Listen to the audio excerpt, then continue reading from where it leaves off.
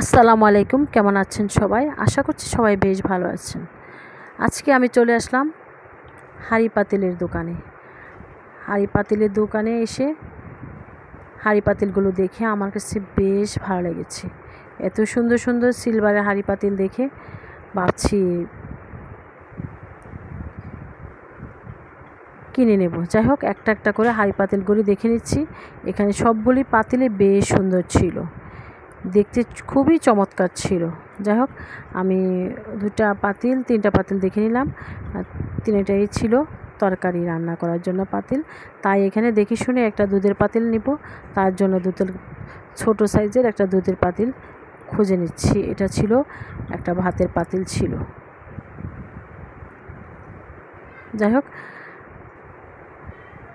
হাঁড়ি পাতিল দেখলে আমার মন জুড়িয়ে যায়। যাই হোক, এটা ছিল একটি কলস দিয়ে এখন আর কি করব, কোনো কাজই লাগে না। যাই হোক, তারপর দেখে ভালো লেগেছে, তাই একটু দেখে নিচ্ছি।